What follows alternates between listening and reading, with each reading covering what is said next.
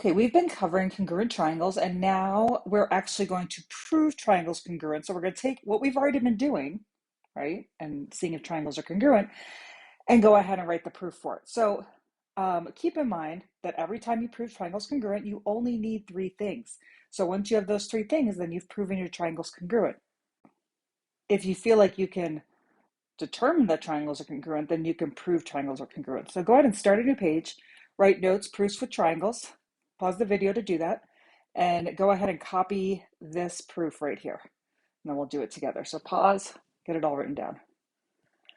Okay, so just like every other proof, we're going to start with our given. I'm going to do a flowchart proof just because I like to see the causality here. So angle B is congruent to angle D, and we know that because it's given. And angle DAE is congruent to angle BEA. And we also know this because it's given. Okay, so we'll write given under there. Okay, now, like I said, you just need three things and then the triangles are congruent. So to keep track of those three things, one strategy is to write down what you have. So for instance, I have some congruent angles when angle B is congruent to angle D. And again, when angle DAE is congruent to angle BEA, I also have some congruent angles. Okay, so it looks like I need a third thing. I need a side. I was about to say a side or an angle, but just a side, right? Because if it's an angle, then we'd have angle, angle, angle, which does not prove triangles congruent. So let's take a look here. This figure's already been marked up. And so these are overlapping. We're already starting with one that's overlapping, separating the two. And we can see that we have some congruent parts. Right, in this triangle here, a red triangle, right, and in the statement, the given rather, we have that BEA is congruent to DAE, so right there, and then we also have this angle B is congruent to angle D. Okay, and if you look back in the figure where they're on top of each other, are you finding anything else that's congruent? What do you think? Hopefully you're seeing that AE is congruent to AE. Because of that, we can say that this is congruent to this. Okay, so we just need to add that into our proof. So when it comes from the picture, we don't draw any arrow in. So from the picture, I see that AE, segment AE is congruent to segment AE. Okay, you can call this same line, or we call this the reflexive property. And I believe that's in your properties page, right? It came up before and we're like, well, why would you ever need that? Well, that's why you would need it right there. You'll have to double check and make sure that that's what it's called on your page, but I'm pretty sure that's what it's called. All right, so we have an angle, and then to keep track here, this is a side. Okay, once you have three parts, now you just need to figure out, is that side included or not included? Well, looking at one of these triangles here, I have an angle, and then I have this side off to the side. This makes it not included, right? The included side would be here. So this makes it a not included side over here. Okay, so it doesn't matter how you write them in your proof, you have to refer back to the picture to determine if it's included or not included. So all three of these things, right, this angle, and this side make it so these triangles are congruent. So I have triangle ABE is congruent to triangle EDA. Okay, and now the reason for that is going to be those postulates that we've been working on. So just you can write angle, angle, side, or just AAS. And there you go. That's your first proving triangles congruent proof. Okay, sometimes, and you're going to see this on the back of your practice, the second page, sometimes we're using triangles, the fact that they're congruent, to prove that some parts are congruent. Okay, so if you look here, we're trying to show that angle A is congruent to angle C. Okay, so we do not know this. Okay, I do see some parallel lines, and when I see parallel lines, I should be thinking that there must be congruent angles, but angle A and angle C are not on the same transversal. Right, here are my parallel lines. I could see that A is on this transversal, but that's not the same as where C is. And C is on this transversal, but it's not where A is, okay? So we're gonna actually prove the triangles to be congruent. If I can prove that this triangle is congruent to this triangle, well then doesn't it make sense that all the parts are congruent that as well?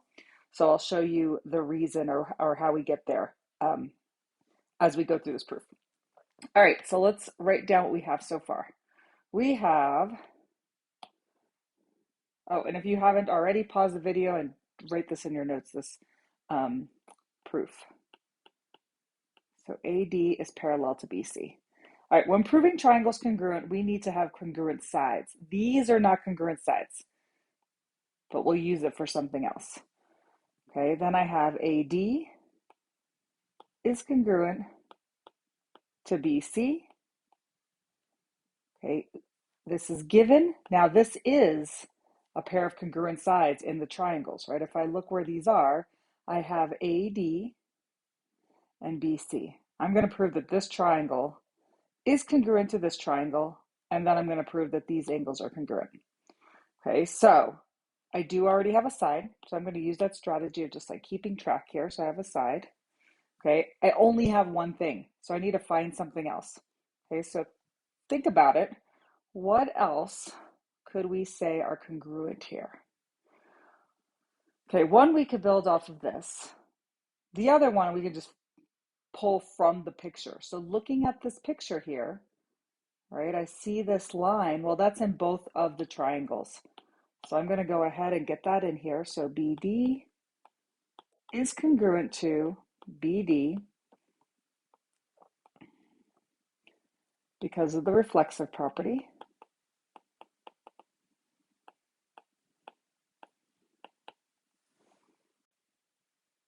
Okay, so to continue with that strategy, I have just found some congruent sides. I'm going to put an S here. I need something else, right? I need another side that's congruent, or I need a set of angles that's congruent.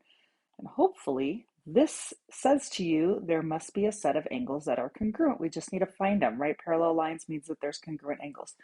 So I outlined those parallel lines and we looked at those two possible transversals, but this is the transversal that we're going to use, right? Because of that transversal, I can say that this angle here is congruent to this angle here. So now it's a matter of naming it. Now be careful, if you put just B, that's not going to be enough. Okay, the reason being is I have two angles there at B. I have this one and I have this one. Okay, so I have CBD, angle CBD is congruent, CBD is congruent to ADB.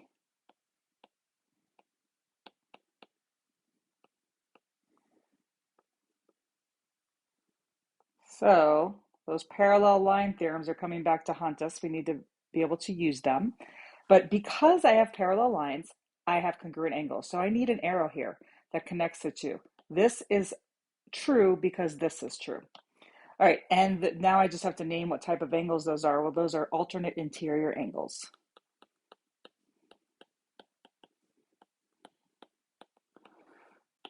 Okay, so now I have an angle.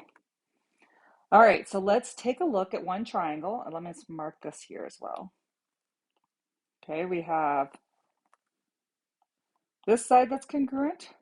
We have this angle that's congruent, and we have this side that's congruent. If I look at just one triangle, is this angle included or not included? Well, this angle is included. Okay, so that, and with this triangle, I have a side, and an included angle. I've now seen that or proven that my triangles are congruent. All right, I have my three pieces. It takes all three of them to make the triangles congruent. So I have this one, and this one. Actually, those arrows aren't going to line up the way I want them to. Let's go like this. And so my triangles are congruent. Triangle, and it's important to name the congruent parts in order, or corresponding parts in order. So ADB is congruent to triangle, well, A corresponds with C. So I have to go C, B, D. Okay, so be careful you name those corresponding parts in order. All right, and why? Because we have side, angle, side. Okay, but that's not what we were trying to prove. That just gets us to where we want to go. That's just a step in the process.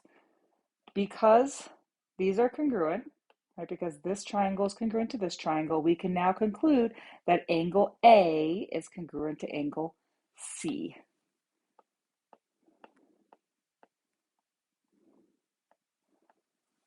Okay, and this is something we'll eventually add on to our proof reasons page, the reasoning. We need the arrow, right? It's because those triangles are congruent that those angles are congruent. What is the reasoning? I will tell you that we abbreviate it because it's long. It's CPCTC. So let me show you what all of those letters stand for. CPCTC means corresponding, and you're going to want to write all this down, parts of, let me have this of, congruent triangles are congruent. Right, so it's a whole sentence here. Corresponding parts of congruent triangles are congruent. If I have some congruent triangles, then I can say that those parts are congruent, and only after I've proven the triangle's congruent. Okay, I can't say that A is congruent to C before these triangles are congruent. All right, that's the whole thing. Thanks for watching.